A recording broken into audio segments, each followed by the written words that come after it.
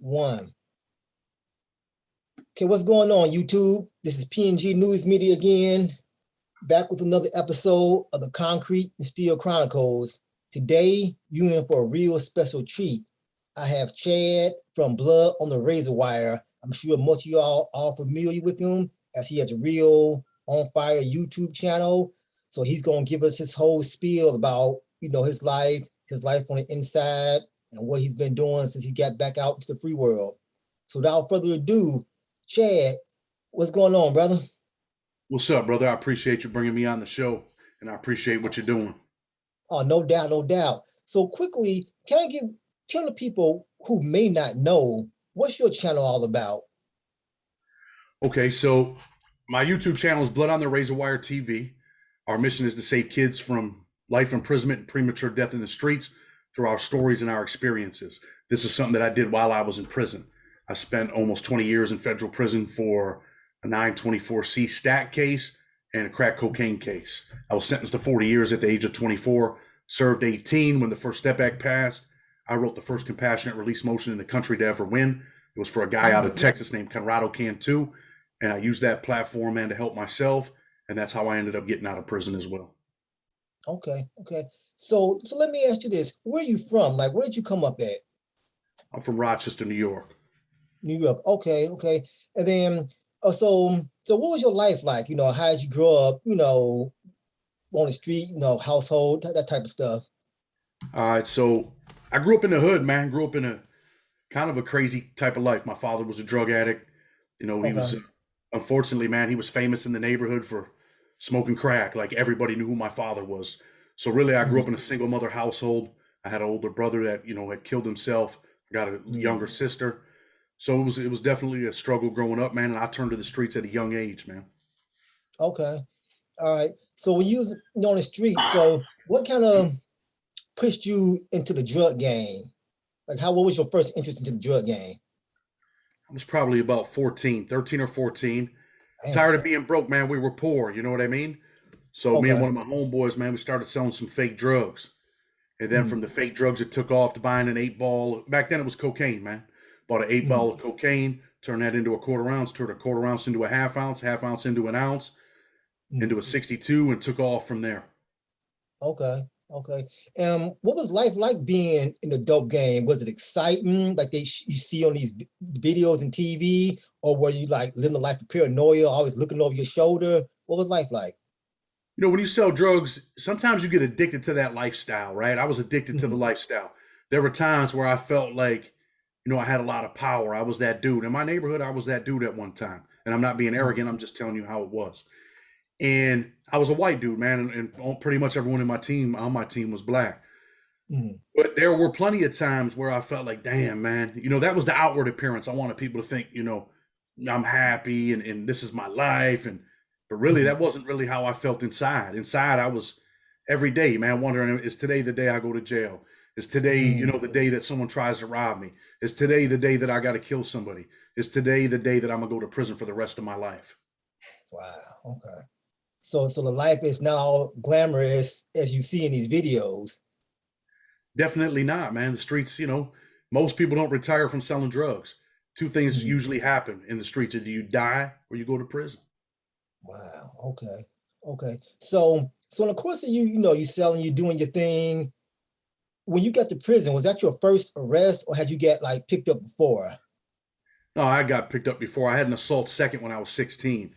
Me and my Okay. brother caught an assault second, went to trial back then, lost, and I went to state prison for 2 to 6. I did 2 years Mhm. in the state, came home. About 14 months after I was done with my state bid, I ended up with a 40-year sentence in federal prison. Okay. All right. So let's talk about that. So you get picked up by the feds, right? Now, had that been, of course, of something ongoing, they had been ongoing looking at you, or if you're able to, how that come about? So this is the crazy part. I was investigated by the local police department, right? Mhm. So when I get arrested, they arrest us. They put a conspiracy case together. They arrest us. I go to the county jail. My wife Mhm. comes and bails me out. The woman I'm married to today, they bail me out. I walk out. When I get in the foyer, those same cops are there. I never make it outside. I never hit the air. They grab me, they handcuff me, they drive me over to the federal building and say, hey, we're charging you federally. You bailed out over here, but we got something for you over there. And they took me over there, and my mandatory minimum was 40 years. Wow. So you bail out of the state, then the feds pick you up. I'm just curious, does your wife ever get that bail money back from the state? And honestly, I don't even remember. It wasn't even that much. It was in the state. It was nonsense. And I Wow, thought when they that's arrested me in the crazy. state, I'm just going to pay a lawyer. I'll get 90 Mhm. days in this, this Willard program that we got in New York, and I'll be out. That's what I was thinking when I got arrested. And then, 4 or 5 days later, after I have that preliminary hearing, them same cops that Mhm. arrested me were state police. They took me over to the federal building. So, Wow. I mean, they were working together. They're doing it now in my city. People are getting killed every day. They just put a state of emergency in my city. So Mm. there's a lot of young Okay. brothers right now about to probably get arrested and end up in prison for the rest of their lives, and they don't even know it yet. Wow. That's crazy.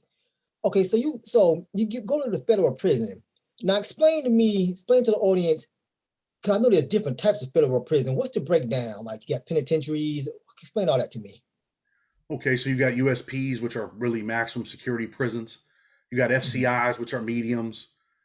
You got lows, and you got camps. My first prison was USP Big Sandy, one of the most, Oh, if not the most dangerous prison in the federal prison system at that time. okay.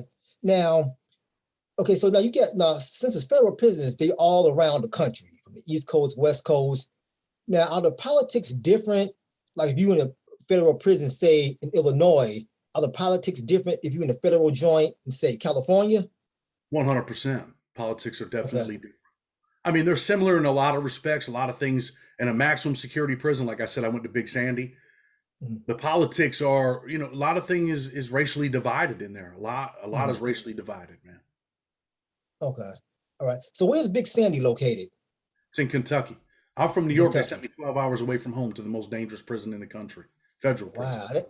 And they did that for your first offense? I mean, your first real offense? Well, I had that state case, but because I had 40 years, I was young. They got a point system. And where my points Oh. fell, that's where I ended up. And really, I was designated to an FCI, but something had Mhm. happened at Big Sandy and they were moving a bunch of people out. So they just took a bunch Okay. of us and sent us over to Big Sandy. Damn, that's crazy. Okay, so you go in as you're a white guy in the Fed joint. So when you go in, how does it work? Do you have to click up by your state, which would be New York, or is there just a car for white guys? Well, it ain't a car just for white guys. As soon as I get there, the white dudes approach me immediately. Like, yo, where Mhm. you from? Who do you run with? They give you that whole, prison spiel, right? Mhm. So I've already heard stories, and I'm like, man, I'm from New York, man. I'm white. I run white. That's just what it is, man. Not Mhm. on no racial shit, but that's what it is, bro. So Okay. pretty much they had an East Coast car there. They had, Mhm. Aryan Brotherhood gang members there. They had other white gangs, Arm, SAC, and the East Coast car was kind of deep when I got there. One of the Mhm. dudes, the shot caller was one of the dudes from that movie, The Town. Mm. So, and my cellie was from the Bronx. His name was Adam Oliveri. He had 40 years. He ended up stabbing the cop while I was there, while we were cellies, but we had a pretty strong car. But really, Okay. it's they would call it back then the independent car. That's what Mhm. they were calling it. But really, man, they're a gang too. Okay. All right. So I'm trying to clarify. So so you're in the East Coast car. Does that include everybody from the East Coast, no matter what race you are, Hispanic, Black, or is it just strictly a white East Coast car? Just strictly white. Most of the dudes were Okay. either from Boston or New York. Oh, all right. So say if you were so how does so because I'm trying to get a real clear picture of the how it breaks down. So say if I'm from New York, of course I'm a black guy, who would I run with if I wasn't like affiliated on the street? You run with the New York black car. Oh, okay, okay. All right. Oh, that's interesting. Now, are there ever times in the state where okay, so that was Big Sandy. All right. And now let me ask you this. Now, say if I was to come into the street, like I'm from Chicago, right? And say if I would probably go to the Illinois car, right? But say if somewhere along my career in prison, I joined the BGF or something. Who do I have to run with? Do I run with my prison gang or do I run with my state car? That's the crazy thing about the feds. That was something that I didn't understand either. Like, if you're a blood, then you're a blood. If you're a GD, then you're a GD, right? But some Mhm. dudes, if you're a Peace Stone, you're a Peace Stone. But Some of them dudes would be like, no, I'm not on count. And I'm like, they're not on count. I mean, either you're with a gang or you're not. And some of them dudes would just run with their car. Really, in all honesty, bro, in places that I've been, like the Illinois cars, it's usually, man, Chicago, you guys are usually all like ganged up. You know what I mean? Mm-hmm. So that's pretty much how it felt. Like, let's say the Aryan Brotherhood of Texas was in Big Sandy when I was there. A dude named Dinky, he ended up dying. But let's say you were from Texas and you came there and you're not a gang member. He was like, well, I'm your boss. I'm your shot caller. You're from Texas. I'm the boss of Texas. So you run with us now. And really that's what they would do. And they would use dudes like that. They would call them lames, right? Like, this dude's a lame. So he's really not a gang member, but yo, we're going to have you go smash this dude, or we're going to have you go do this to this guy. They didn't care about him. They were dispensable. All right. And then in your experience in like the Fed joints, so you know how you get, I know California is pretty largely represented, MA, NF and stuff like that. So with them being rivals, when they come to Fed, in your experience, have you seen that they just make one big California car, or do they stay separated? Well, like I said, man, how I just talked about the Aryan Brotherhood of Texas, like the California Aryan Brotherhood, if you go on a yard with them dudes, I mean, they're the boss. You know what I mean? Like, they run the show as far as like on the West Coast.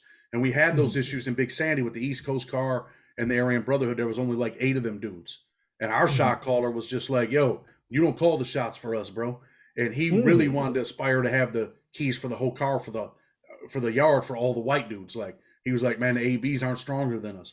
Like I know, and probably your viewers know, hey, man, there's strength in numbers, man. If there's 100 of us and 8 of you, you might go hard, but you're going to lose. You know what I'm saying? You're in a no-win situation. So now, because we got the power, we run the show. Okay. So tell me a little bit about, like, so when you got there, and of course, I'm sure someone gave you the rundown on the politics. Like, what were some of the rules some of the do's and don'ts that you were told? Oh, well, I mean, do's and don'ts. I don't use drugs, right? Never did, bro. I don't even smoke weed. But like, if you're white, you can't be in a cell smoking with black dudes. You can't. When we were there, we weren't allowed to buy food we could buy stuff. Like, if you had a store, I think back then we were allowed to buy stuff from your store, but we couldn't buy food. Like, if you made food with your hands and sandwiches, we couldn't buy that type of stuff. I mean, it was that type of politics. They had a TV, a black TV. That's one of the first things they tell you. That's their TV. Don't ever touch their TV. This is our TV over here. You know what I mean? I mean, those types of politics. And believe it or not, when I was there, like, we had a white mop bucket, a black mop bucket, a white broom, a Mexican broom. Don't touch their broom. Don't touch their mop bucket. I mean, just simple shit like that. You know what I mean? Okay. And let me Outrageous, ask you right? this. Yes, just like that's worse than the Deep South in the 1950s. I mean, that's crazy. Same thing with the chow hall. If you're white, you sit in this section. If you're black, you sit in this section. If you're Mexican, they got their own section. Okay. And were there ever times that you've seen things to disrupt their order? Say, for example, like a white or Mexican blood or Crip coming in and saying, I'm sitting over here with my black Crip brothers. Do you ever see stuff like that? What, like a white dude come in and say, I'm sitting over here with the black Crips? Yeah. We had a dude in Big Sandy, man, from North Carolina. He was a Crip. His name was Spivey. I like the dude too, man. Real good dude. He ended up getting stabbed by his own people over there. I talk about it on one of my videos. But yeah, I've seen stuff like that, man. And pretty much the white dudes, everywhere that I've been, it's the white dudes are like, man, fuck that dude. You know what I'm saying? Like, the dude's trash or whatever. I mean, that's how they look at it. You know what I mean? And a lot of that stuff, to me, man, was like fake racism, bro. Because you're talking this shit, but you're going to buy heroin from the black dudes. You know what I mean? These are your rules are you ain't supposed to buy that heroin from them, but you're going to buy it. You're buying it, man. You're the shot caller telling us what the rules are, but you're buying drugs from the black dude. You know what I mean? I mean, you see a lot of that bullshit, man. It's like an oxymoron in there. Yeah, right.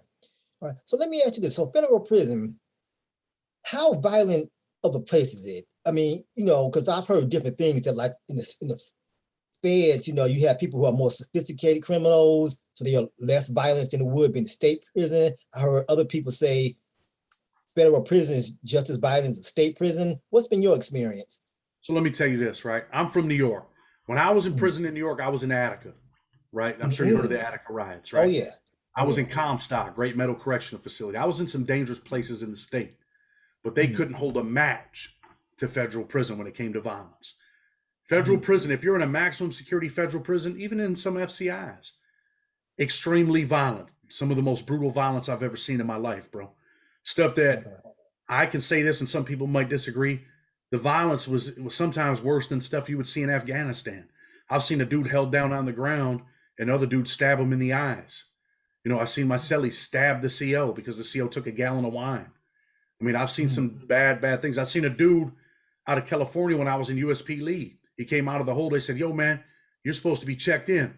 He's like, "Man, I ain't going back up top. I ain't checking in." And the dude had like 80 days left. He's like, "Man, you're going to check in." A dude pulled out a knife, hit him in the chest. He jumped back. He's, "Oh, you stabbed me, you bitch ass." And he fell, man. I watched him die, man.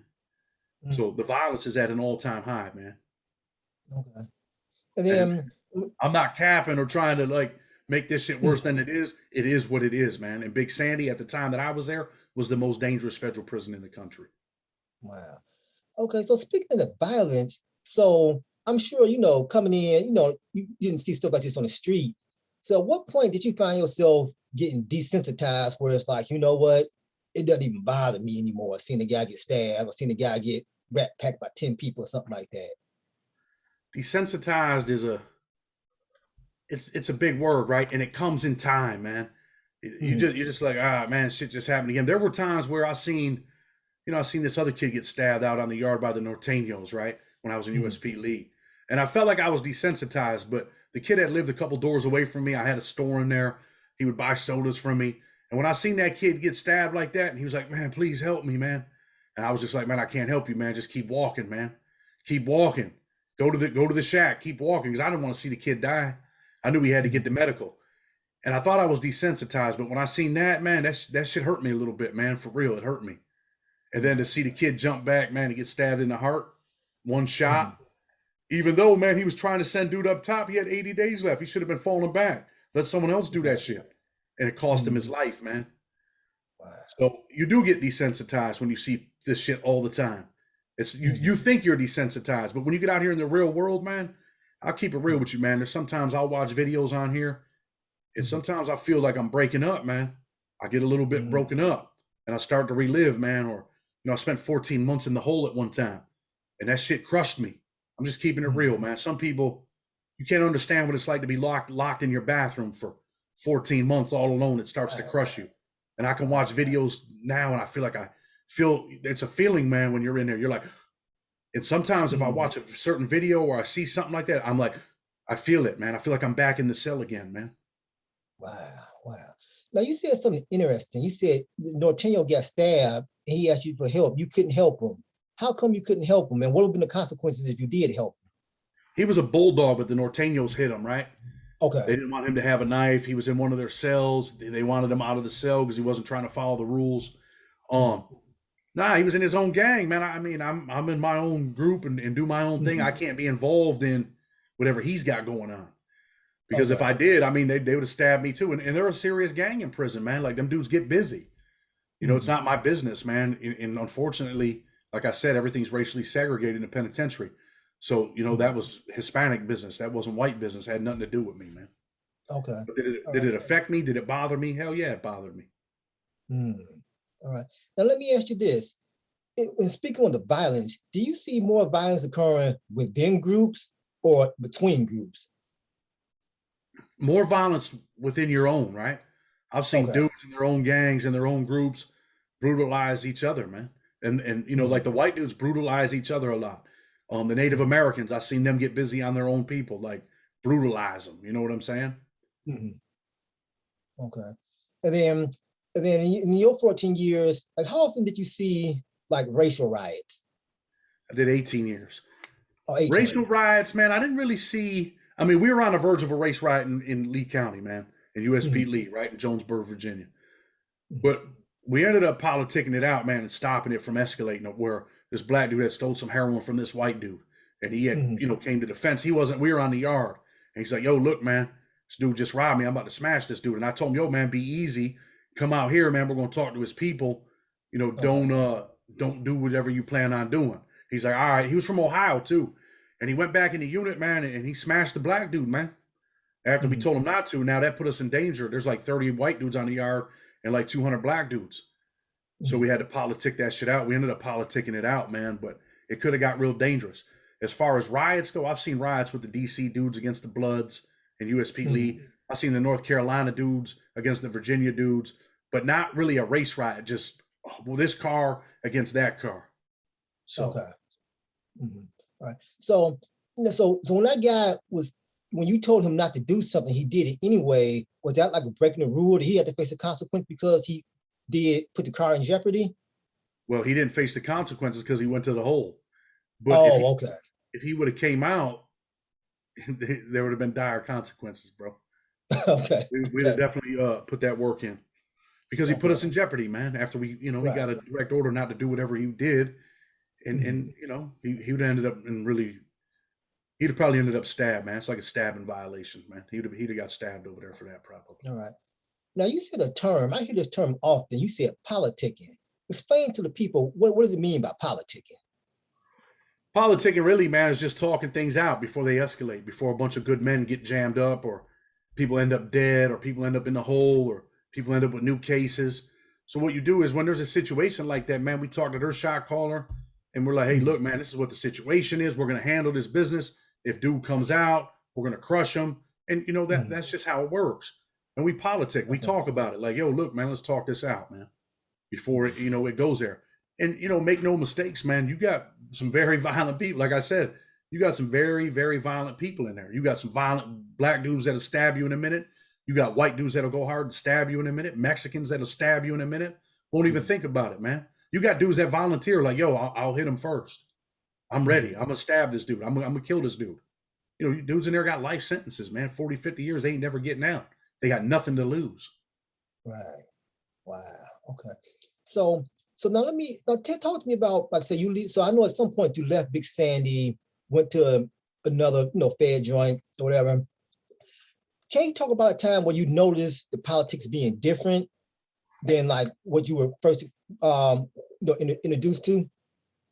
Yeah, so I spent 18 years of my life in prison straight, right? 17 years, Right. 5 months, 21 days.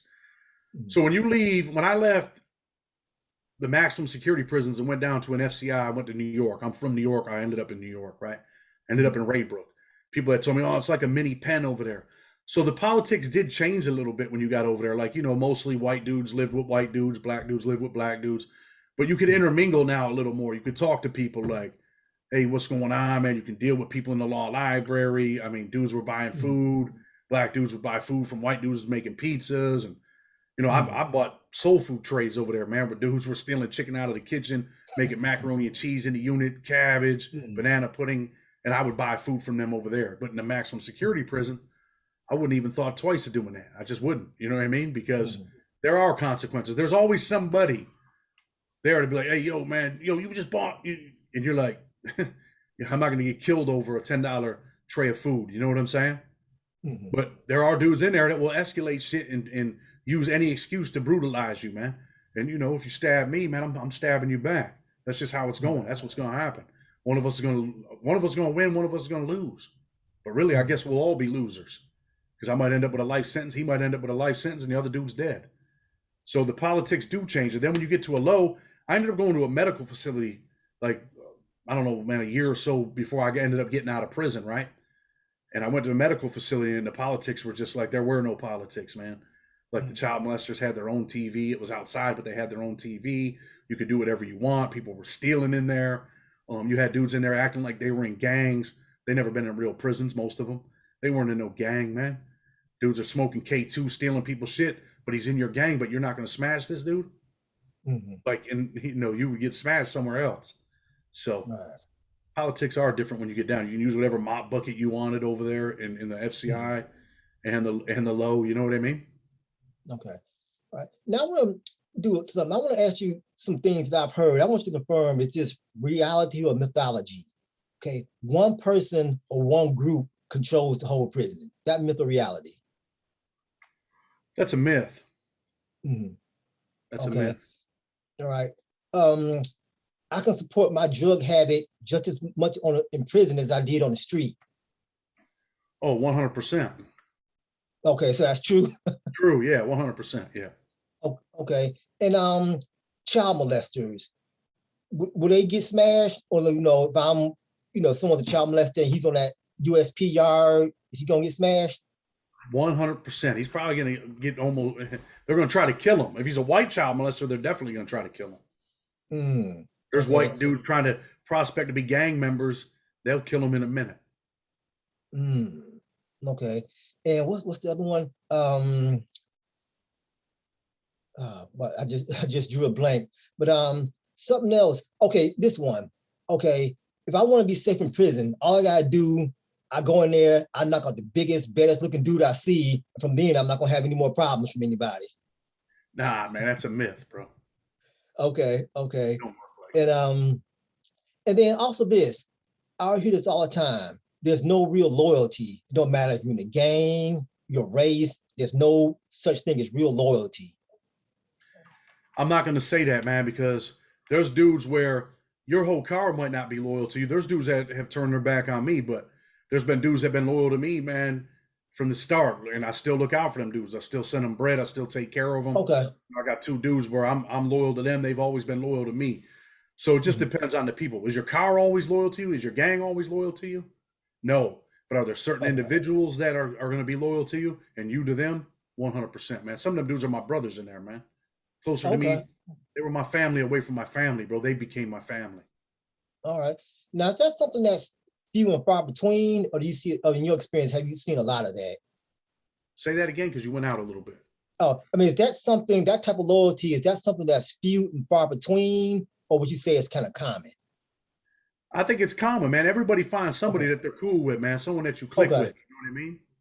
Mhm. And let me tell you this from my experience, man. Any prison that you're at, this is how I approached it. I always wanted to find one dude that I could count on. That way, if someone Mhm. hit me from behind or stabbed me in the neck, it get them off me until I can get myself together. Whatever, man. You need that one person, man. Always. Okay. All right, cool. Now, I want to switch gears here a little bit. I want to ask you, okay, so you in here doing your time, your 18 years. At what point did you start thinking like, you know what, I'm done with this, I want to make a change. When did that moment come? And was it something that kind of propelled that moment? All right, so I met this dude, right? Black dude out of North Carolina, had a life sentence. His name was Cedric Dean. I had met him in the USP League, right? And he had told me, he said, "Hey, man, come to my class, man. Check my class out. It's called Leaders Breed Leaders." He said, because, man, they're going to change the law. When they change the law, what are you going to tell them, man? You got a couple write ups for knives, you stabbed someone, you got caught selling heroin. You got to have some programs.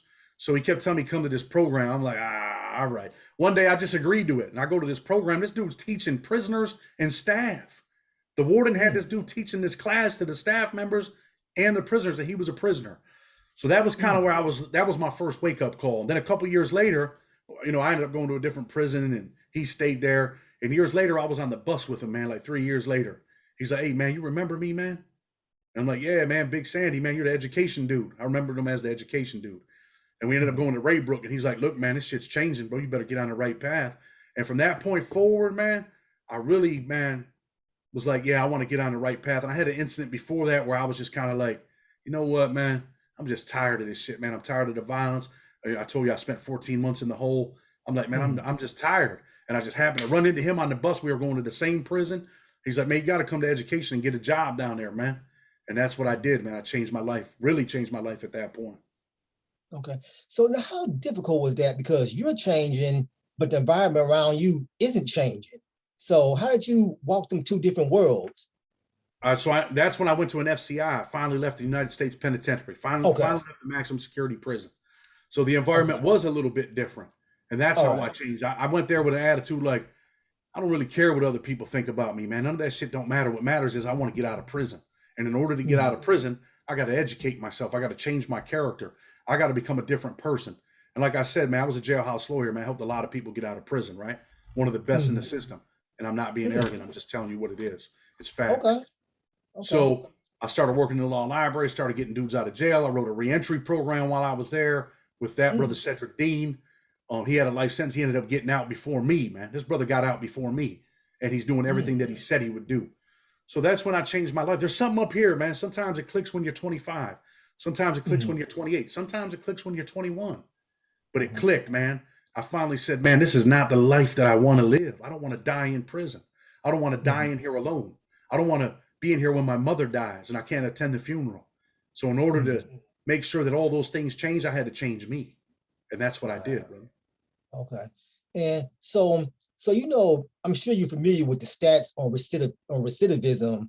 So once you get out, how did you not, fall back into that trap of recidivism? Because it's really just a big trap. How did you beat that? All right, so I've been home, what, 17 months, I think. This is how I Mhm. beat it, man. I learned to appreciate my freedom while I was in prison. And when you get out Okay. here, man, like I tell people, the air smells different, man. It feels Mhm. different. And I appreciated my freedom and made, decisions that I said, I'm never going back to prison. I started a paralegal and prison consultant firm. I got a Mm. little bit of money together. I started a home improvement company where I hired brothers that are getting out of prison in my area, Okay. them to work. I put the YouTube channel together, man. Mhm. And like I said, I was doing this in prison. I was teaching leaders breed leaders in prison because of Cedric Dean, taught alternative Mhm. violence project seminars. And my goal was to get out and do some teaching with him. He's in North Carolina and go into the schools. But because Mhm. of COVID, we couldn't do that. And Mhm. another dude, gave me, he's like, look, man, you want to come on a YouTube channel? I'm like, yeah. And I'm like, man, this is a great forum to do what I want to do. And Mhm. do DOC TV 813 out of Florida. Okay. So I jumped on his channel, did an interview with him, man. Dude plugged me in. He taught me a bunch of stuff, taught me the ropes, and I put that thing together, man. And just being free, man. I reconnected with my wife. I was married to her. We got a divorce. I had 40 years, bro. She had to go on with her life. We reconnected, Mhm.